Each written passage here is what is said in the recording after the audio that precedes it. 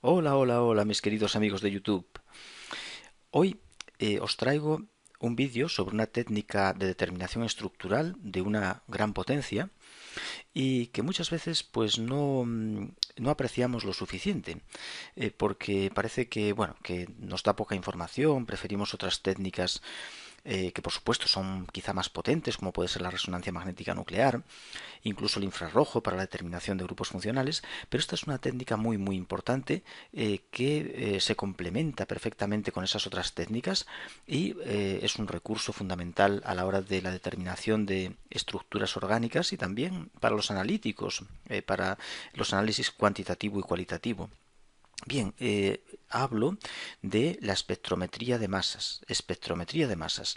Es quizá los espectros de masas son los más odiados por los alumnos en los exámenes, porque, bueno, no suelen poder extraer gran información de los mismos y como bueno se les pide que indiquen cada una de las señales a qué corresponde o algunas de ellas a qué corresponden, pues bueno, no aporta gran información y encima bueno, pues tenemos esa dificultad, ¿no? de que a veces no somos capaces de responder a las preguntas que nos hacen. Pero vayamos al grano. La técnica de espectrometría de masas es aquí en este esquema que he tomado del libro de Peter Bolhar, pues tenemos bueno, un esquema de un espectrómetro de masas que consta principalmente de tres partes. Bueno, tenemos una cámara de volatilización que no tiene gran importancia, simplemente introducimos la muestra en fase líquida en muchas ocasiones y en esa cámara de volatilización pues pasa a fase gas. Esa muestra a veces procede de un cromatógrafo de gases por ejemplo, y esa muestra volatilizada va a pasar a la siguiente cámara, que ya es más importante. Esta cámara es la cámara de ionización. Se puede ionizar la muestra por diferentes métodos. Ionizarla significa arrancarle un electrón. Aquí en este caso tenemos una ionización electrónica en la que vamos a utilizar un cátodo y un ánodo entre los que vamos a poner una gran diferencia de potencial y los electrones van a saltar del cátodo al ánodo. Vamos a tener un chorro de electrones que salen del ánodo y salen del cátodo y llegan al ánodo. La muestra, una vez volatilizada, va a pasar a través de ese chorro de electrones y uno de esos electrones incide contra las moléculas, contra la molécula de la muestra y la va a ionizar, es decir, le va a arrancar otro electrón. Va a ocurrir este proceso en la cámara de ionización, este proceso tan interesante. Vamos a llamar M a la molécula de la sustancia que introducimos en el equipo. Y esa molécula va a chocar o va a chocar contra ella un electrón y le va a arrancar un electrón de la molécula y por tanto nos va a dejar un catión porque pierde una carga negativa, pierde un electrón. Se dice que se forma un catión radical que se representa así, M punto más. Catión radical y se liberarán dos electrones. Eso es lo que ocurre aquí en la cámara de ionización. Aparte de ionización electrónica hay otros tipos. También se puede ionizar mediante el uso del calor, mediante el uso de una radiación, un láser. Hay diferentes métodos que distinguen los distintos equipos de espectrometría de masas. Bien, después tenemos unos platos aceleradores, son platos cargados en los que nuestra molécula, como tiene carga positiva, pues se va a acelerar y va a entrar en la parte final ya del equipo. Es una cámara de alto vacío en la que ese catión radical va a ser sometido a un campo magnético y por tanto se va a curvar. Ya sabemos que toda carga sometida a un campo magnético describe una trayectoria curva y la curvatura, el radio de curvatura, va a depender de la masa y de la carga. Si consideramos que son iones monopositivos, que tienen una carga positiva, pues la curvatura dependerá de la masa. Cuanto más pese, cuanta más masa tenga el ion, pues menos se curvará. Menos se curvará. Cuanta menos masa tenga, más lo curvará el campo magnético. Y por tanto, aquí va a incidir sobre un detector en el que, bueno, dependiendo de la posición donde choque con el detector, vamos a poder saber qué masa tiene la partícula. Aquí vamos a tener una partícula de masa importante, un catión de masa importante. Ahí, según nos movamos hacia la izquierda, la masa va a ser menor porque el radio de curvatura ha sido mayor. Bueno, pues esos datos son recogidos, ¿no?, por un sistema informático y nos saca el espectro de masas. Por tanto, principalmente nuestro equipo de espectrometría de masas consta de tres partes fundamentales: la cámara de ionización, el sistema de separación de los iones, que en este caso es magnético, es mediante un electroimán. También tenemos sistemas de cuadrupolo, tenemos incluso algunos basados en la velocidad de los iones. Eso también es una diferencia fundamental entre los diferentes equipos. Y después tenemos un detector que detecta en qué posición incide el ion y también cuántos iones inciden en esa posición. De manera que en la gráfica nos vamos a encontrar, en el espectro de masas, nos vamos a encontrar con un eje X donde se representa la masa partido de la carga. Masa de los iones que llegan al detector dividido por su carga. La carga podemos considerar que es 1. Generalmente la carga es 1, por tanto este eje nos da las masas de los iones que están llegando al detector, y en el eje Y pues tenemos la abundancia de los mismos. Por ejemplo, aquí tenemos 1, el de mayor abundancia se le da 100% de abundancia, que sería este de masa 57. El de masa 41 pues tiene un poco menos de la mitad de abundancia, un poco menos del 50% de abundancia, es la mitad menos abundante.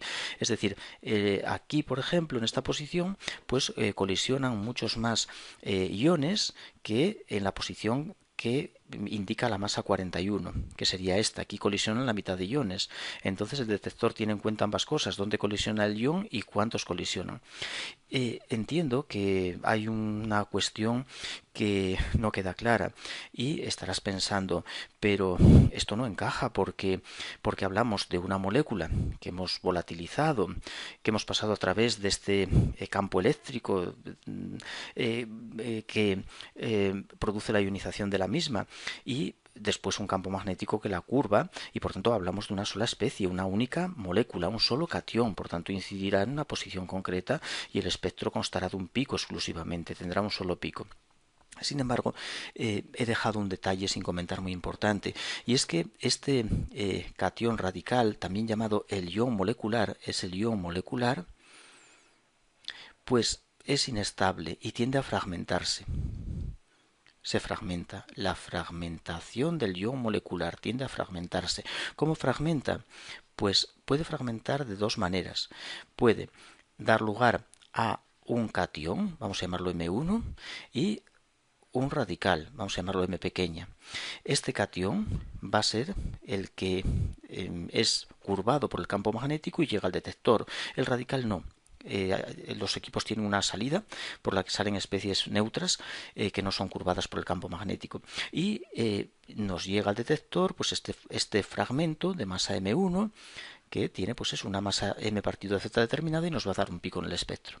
Hay otra fragmentación posible en la que nuestro ion molecular, catión radical, se fragmenta en otro catión radical M1 de menor masa, lógicamente, porque genera un fragmento neutro. En este caso no es radical, es una molécula neutra. Neutra, perdón, el radical también es neutro, pero en este caso es una molécula estable, por ejemplo agua, una molécula de agua, y este nuevo catión radical de menos masa pues tiene un M partido de Z que también al llegar al detector pues dará un pico. Por tanto, ¿qué ocurre? Nuestras moléculas no llegan todas al detector, sino que gran parte de ellas se fragmentan, muchas se fragmentan. Esos fragmentos, los que tengan carga positiva, son curvados por el campo magnético y llegan al detector en diferentes posiciones, lógicamente en posiciones más hacia la izquierda en el espectro, porque van a tener menos masa. Aquí, por ejemplo, posiblemente esto, 57, puede ser el ion molecular. Bueno, después hablamos del asunto. Es impar, es una masa impar. Bueno, puede ser un compuesto con nitrógeno. Después comento, puede ser el ion molecular. Ion molecular, pues es la masa más elevada que va a llegar al detector. Bueno, vemos aquí un pequeño pico aquí abajo, pero puede deberse a isótopos. Sabemos que el carbono es 12 mayoritariamente, carbono 12, pero hay también carbono 13 en un porcentaje de 1,1%. Por tanto, ese carbono 13, si aparece las moléculas que tengan bueno, moléculas carbonadas, moléculas orgánicas, pues puede presentarse en muchas moléculas, bueno, en un 1,1% por cada carbono que tenga la molécula se puede presentar el isótopo carbono 13 y eso puede provocar este pico que tendría de masa m+1. Sería una molécula con una masa, una unidad mayor que el ion molecular, debido a esa isotopía, ¿no? Debido a la presencia de carbono 13. Después, este 41, pues lógicamente es un fragmento, y este 29, pues también es un fragmento que se ha obtenido por ruptura del ion molecular. Vale, bueno, entonces ya tenemos una pequeña idea de cómo funciona el equipo y ahora vamos a pasar a ver un espectro para ver un poco mejor esto de las fragmentaciones. Tengo aquí un espectro muy sencillo de la molécula de 2-metilbutano y nos dan aquí una serie de picos. Bien, entonces lo primero que ocurre es que esta molécula la vamos a meter en la cámara de volatilización, se va a convertir en gas y va a pasar a través de la cámara de ionización en la cual, vamos a ponerlo aquí, ionización de la molécula, ionización en la cual se va a producir la pérdida de un electrón de la misma. La voy a copiar. Tenemos esta molécula y va a incidir sobre ella un electrón. ¿Y qué va a pasar? Bueno, pues va a arrancar un electrón de la propia molécula. ¿Qué electrón arranca? Tiende a arrancar el más débil, el que sea más fácil de extraer. Aquí en este caso arrancará, porque es lo único que tenemos, un electrón de estos enlaces, o bien carbono-carbono o carbono-hidrógeno. Como no sabemos de qué posición arranca el electrón, pues vamos a representar esa especie ionizada que ha perdido un electrón, la vamos a representar así con un corchete y vamos a poner aquí un más y un punto. Vaya, lo he puesto muy al margen y ahora no me coge, un más y un punto. Y este es el ion molecular, se llama ion molecular. Es una especie con carga positiva y tiene la masa de la molécula, porque el haber perdido un electrón, y tenemos que sumar aquí más 2 electrones, uno choca contra ella, arranca otro, se liberan 2. El electrón tiene una masa muy pequeña y no modifica la masa de la molécula, de manera que este ion molecular tiene la misma masa que la molécula. Y cuando este ion molecular llegue al detector, pues el ordenador sacará una señal. ¿Dónde saca esa señal? Lógicamente será una de las señales que más estará hacia la derecha, porque el ion molecular es la especie de mayor masa que voy a tener. Este ion molecular pues tiene una masa m partido de z. M partido de z, pues que valdrá, pues bueno, será, tengo 1, 2, 3, 4, 5 carbonos, 5 por 12, 12 por 5, y después tengo hidrógenos, tengo 3, 6, 7, y 2, 9, y 3, 12, ¿no? Más 12 hidrógenos, así que tenemos 72 unidades de masa. Y como podemos ver aquí a 72 nos aparece una señal. Podemos pensar, ¿y este pico que tenemos más arriba no sería este pequeño pico que hay una unidad de masa más arriba, es decir, 73? Bueno, no. Una molécula que no tiene nitrógeno, que solo tiene carbono e hidrógeno, tiene masa molecular par. Para que la masa molecular sea impar, tiene que haber un nitrógeno. O bueno, o un número impar de nitrógenos para que la masa sea impar. Por tanto, esta molécula, como no tiene nitrógeno, la masa es par. Descartamos como masa del ion molecular 71 y 73. ¿A qué se debe el 73? Pues se debe a una cosa muy interesante. El 73 se debe a la presencia de carbono 13. La molécula tiene un carbono, que es carbono 13, y por tanto el carbono 13 tiene una unidad de masa más que el carbono 12 y por eso aparece el 73. ¿Qué pasa con el 71? Pues aquí lo indica. Es también una imagen tomada del libro de Peter Bolhard. Aquí lo indica, se debe a que el ion molecular ha perdido un hidrógeno. La pérdida de un hidrógeno, es decir, por ejemplo, la ruptura de este enlace carbono-hidrógeno, nos da un pico de una masa a una unidad inferior, 71. Como podemos ver, las señales, los picos suelen estar agrupados, se agrupan 2, 3, 4 picos bastante juntos, o sea, con una diferencia de una unidad de masa. Esto se conoce como las isotopías, se puede explicar debido a la presencia de isótopos. Bien, y ahora vamos a ver la fragmentación del ion molecular. La fragmentación. Esos iones moleculares no todos llegan al final, al detector, la mayoría se fragmentan. De hecho, podemos ver que este pico 72 tiene muy poca abundancia, no llega ni a un 10% de abundancia, parece. Bien, entonces lo que lo que les ocurre a la mayoría de los iones moleculares es que sufren fragmentación.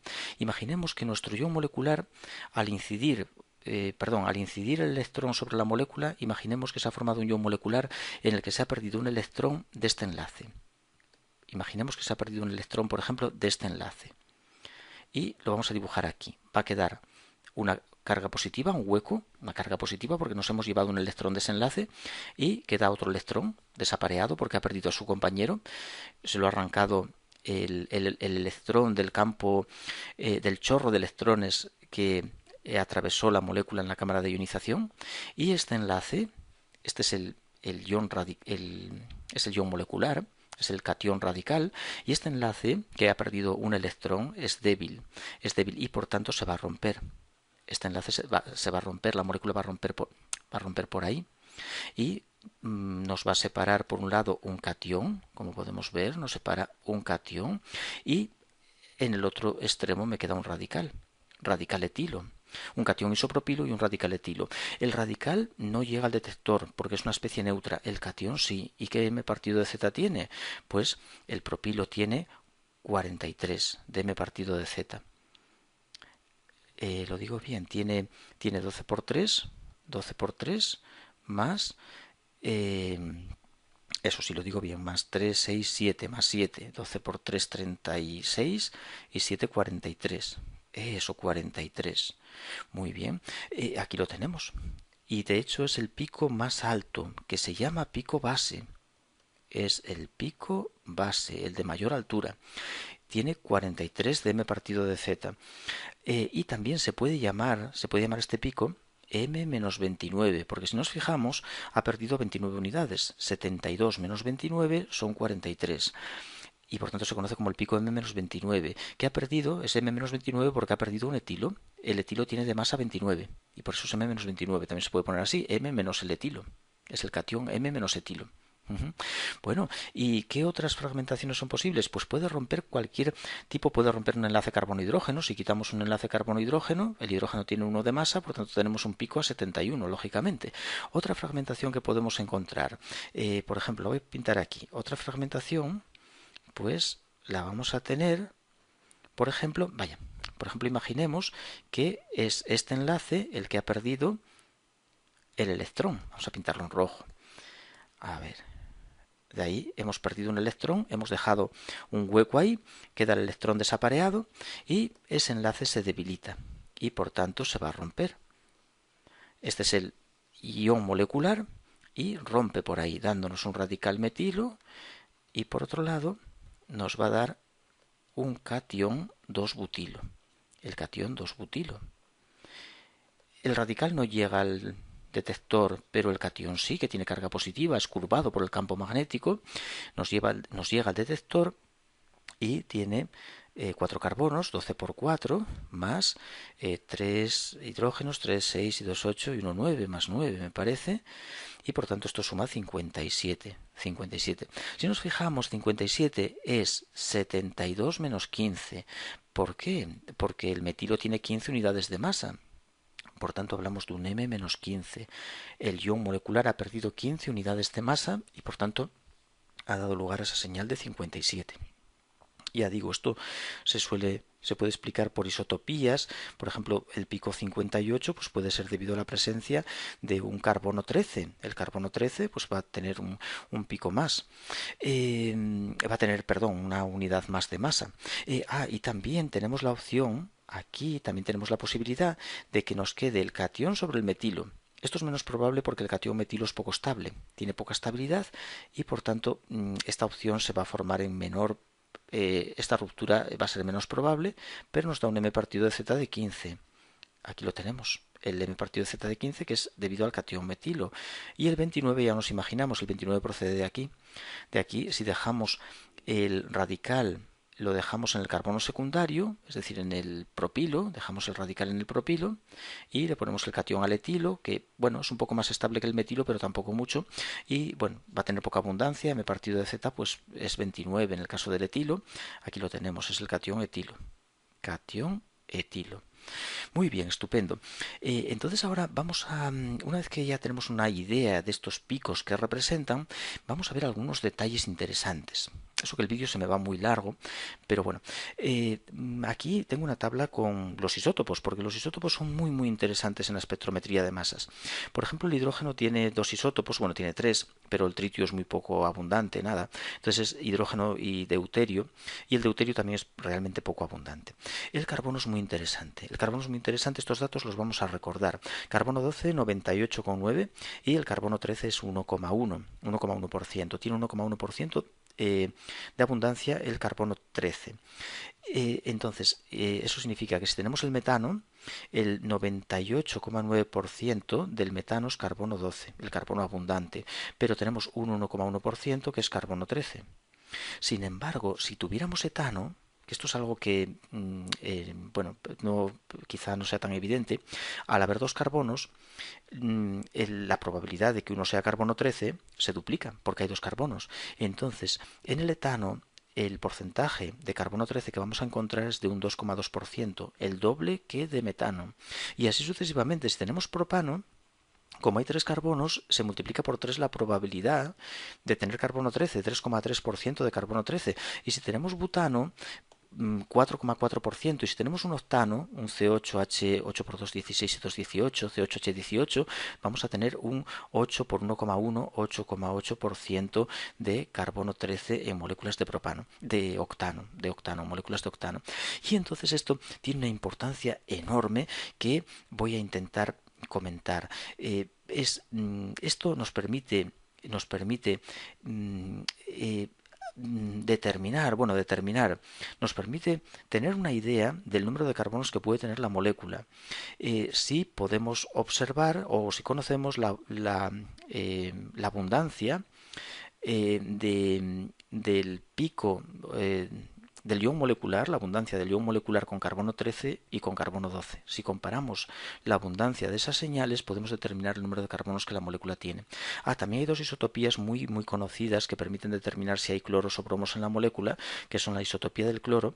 Cloro 35 tiene 75% de abundancia, 37 24%, y el bromo tiene 79 y 81, bromo 79, bromo 81, los dos isótopos, con una abundancia más o menos igual, 50, 49-50. Es prácticamente la misma abundancia.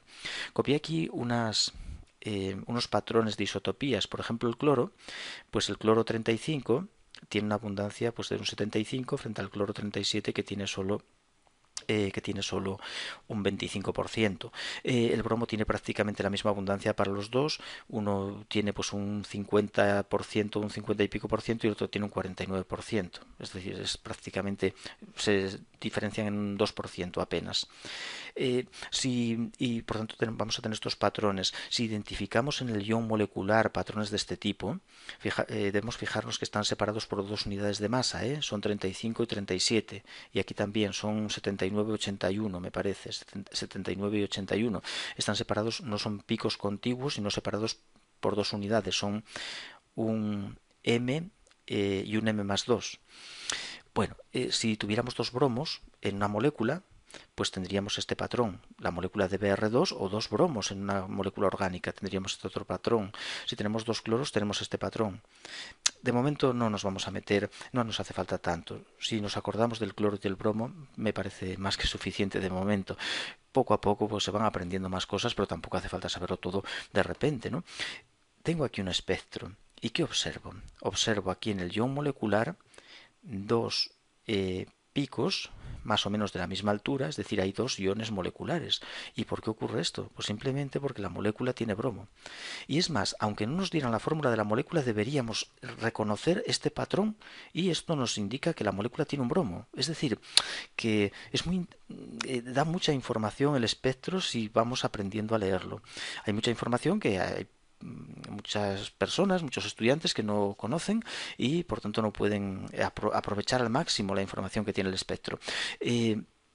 Tenemos aquí el verde, es cuando la molécula de 1 bromo propano, del 1-bromopropano, pues cuando la molécula tiene bromo 79. Y cuando tiene el isótopo bromo 81, pues tenemos la señal a 2 unidades más adelante, ¿no?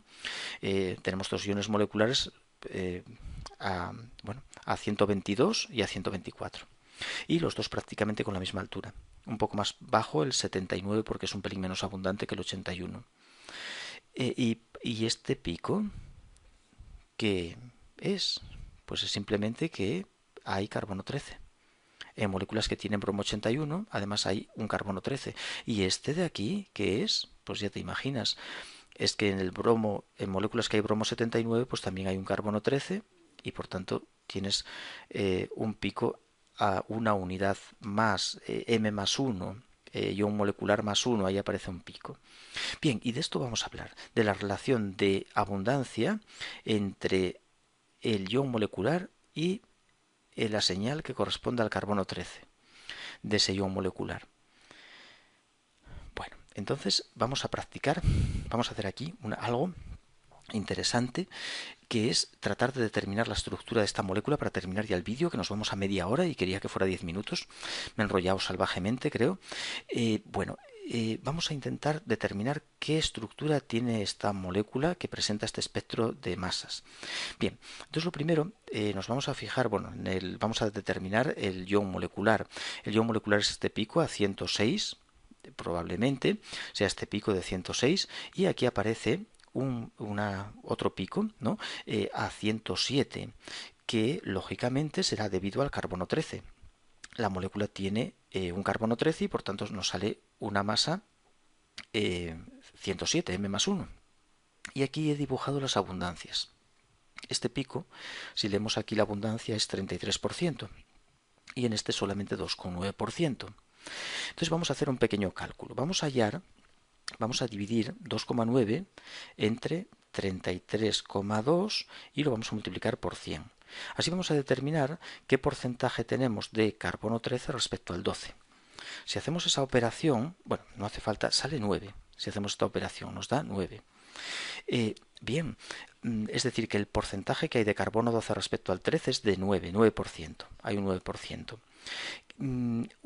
Antes comentamos que si tenemos el metano, el porcentaje de carbono 13 que hay en esta molécula de metano tiene que ser del 1,1%. Es la abundancia que hay de carbono 13.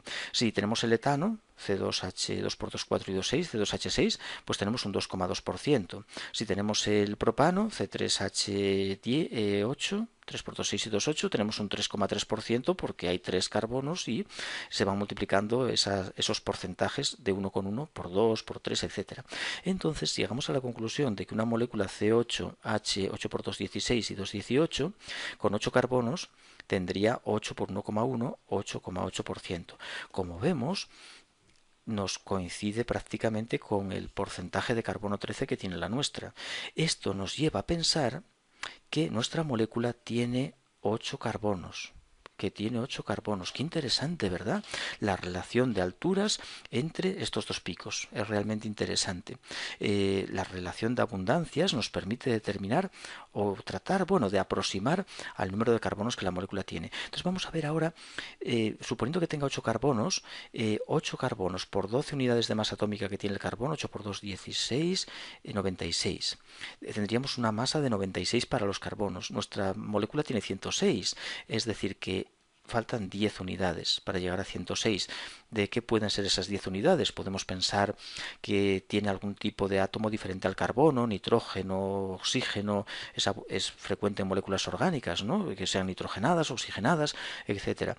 Pero 10 no puede ser, porque el oxígeno tiene 16, el nitrógeno tiene 14, y además, si la molécula tiene 8 carbonos, tiene que tener hidrógenos para saturar las valencias del carbono. Así que es de esperar que estos sean hidrógenos. 10 hidrógenos. Y por tanto estaríamos ante una fórmula, ante una molécula de fórmula C8H10. De aquí deducimos que nuestra molécula es C8H10, es una C8H10. Y ahora inmediatamente vamos a ver las insaturaciones. C8H10. Vamos a mirar, por ejemplo, lo hacemos después. Vamos a mirar las insaturaciones. ¿Cuántas insaturaciones tiene nuestra fórmula? Insaturaciones. Bueno, pues una molécula saturada cumple la fórmula CnH2n más 2. Tenemos una fórmula para hacerlo, pero no me gusta mucho usarla. Con 8 carbonos tendríamos 8 por 2, 16 y 2, 18 hidrógenos. Y miramos la diferencia en hidrógenos. 18, 10. ¿Cuántos hidrógenos hay de diferencia entre nuestra fórmula y la saturada? Pues hay 8 hidrógenos. 8 entre 2, los dividimos entre 2 y tenemos las insaturaciones. 4 insaturaciones. Nuestra molécula presenta 4 insaturaciones. Eso significa que tiene o bien 4 dobles enlaces, o bien 3 dobles y un ciclo, o tiene 2 dobles y 2 ciclos. Entre dobles y ciclos deben sumar 4. Bien, y es una molécula de 8 átomos de carbono, es decir, podemos pensar a lo mejor en un octano, 1, 2, 3, 4, por ejemplo, algo de ese tipo. Pero aquí en el espectro observamos un detalle. Si nos fijamos, 106 menos 15 da 91. Este pico es M-15. Eso significa que de alguna forma nuestra molécula tiene un metilo que por donde puede romper y al perder ese metilo el resto de la molécula va a dar un fragmento de masa 91, de M partido de Z 91. Y esta molécula, por ejemplo, no tendría un metilo. Entonces podríamos pensar, además, con tantas insaturaciones, 4 insaturaciones, y tan pocos carbonos, 8 carbonos, nos hace pensar en una famosa estructura, ¿no? Un famoso grupo orgánico que es el benceno. Es inevitable pensar, porque el benceno tiene justo 4 insaturaciones. No tiene por qué ser un benceno, lo sé. Puede ser, hay muchas opciones más aparte del benceno. Pero el benceno tiene 4 insaturaciones, ciclo, 3 dobles enlaces, y si le pusiéramos el etilo, porque le faltarían 2 carbonos más, si le ponemos un etilo, pues esto, por ejemplo, explicaría que bueno, que rompa por aquí la molécula y que nos deje este radical, por ejemplo, perdón, este catión mejor, este catión y el radical metilo. Y este catión tendría un M partido de Z de 91, porque el metilo tiene 15, es decir, es un M menos 15. Pero si observamos aquí hay otro de 77. Y 77 es un M-29. Y yo no sé si te acuerdas de antes que 29 es la masa. Voy a calcularlo. Sí, ¿verdad? Lo digo bien. 106 menos 29. 106 menos 29 es 77, claro, claro, es un M-29 y el M-29 es el etilo, es decir, que en este caso la molécula rompe por ahí y nos da el catión sobre el benceno.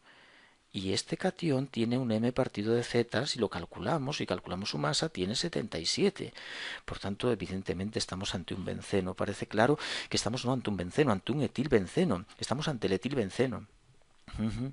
Y aquí, esto ya lo tengo que dejar porque se nos complica un poco. Bueno, tenemos aquí el 15, que sería el catión metilo. El catión metilo que se ha formado llega poco al detector, pero algo también llega. Tenemos aquí un 65, tenemos ahí un 65 que viene de la pérdida de acetileno. El benceno es conocido que tiende a seguir fragmentándose para dar este catión ciclopentadieno más y pierde el acetileno. Pierde el acetileno o etino. Bueno, esto no lo sabemos. Para un primer vídeo es demasiada información. Pero el acetileno es 12 por 2, 24 y 2, 26. Tiene 26 de masa. Entonces este 65 yo creo que es un M-26. Si le restara... sería restarle 20... No. ¿Cómo 26? 12 por 2, 24 y 2, 26. Este es 77. Ah, no, pues no es ese. Es el de 51, ¿verdad? Es el de 51. Si restamos al 77, 26, que es pérdida de acetileno, 77 menos 26 es 51. No es este. No es el 65 el M-26, sino que sería este de aquí. Este es el M-26, no. Tampoco es así. Sería restarle a este al 77, quitarle el acetileno. Si le quitamos el acetileno al catión fenilo, le quitamos 26, bajamos a 51. Es decir, bueno, sin entrar en tanto detalle, Estas fragmentaciones que vemos aquí son compatibles con un benceno, con un anillo aromático. Y la presencia de los M-15 y M-29 nos está diciendo que hay un etilo claramente. Y por tanto, un simple espectro de masas nos ha dado la información de la molécula a la que corresponde, sin necesidad de echar mano de espectros de RMN ni de infrarrojo. Un espectro de infrarrojo nos determinaría, tendríamos unas bandas características del benceno que ya nos indicaría que se trata de un benceno directamente si tuviéramos acceso a un espectro de infrarrojo, y un espectro de RMN también. La información que da es brutal. Y nada más ver el espectro de RMN sabes que es un benceno, rápidamente determinas que lleva un etilo de cadena, bueno, es inmediato. Nada más echar un vistazo. El de masas es mucho más complejo, requiere más práctica, pero que lo que quiero, para terminar, dejar claro es que, aunque cuesta más sacar la información del espectro de masas, se puede, es posible. Contiene una gran información estos fragmentos, y los iones moleculares dan una información estructural importante si conseguimos ir sacándola, aprendiendo a sacarla. Bueno, entonces lo dejo aquí el vídeo porque ha sido enorme, larguísimo. Si has llegado aquí te felicito, tienes una paciencia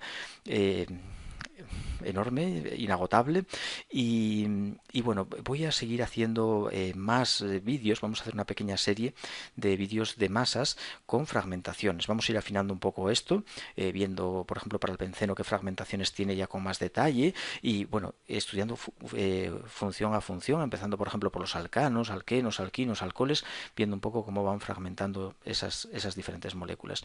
Bueno, pues nada, eso es todo. Gracias por ver el vídeo. Espero que haya servido, que sea útil. Y bueno, hoy es sábado, así que te deseo una buena tarde, una buena noche de sábado.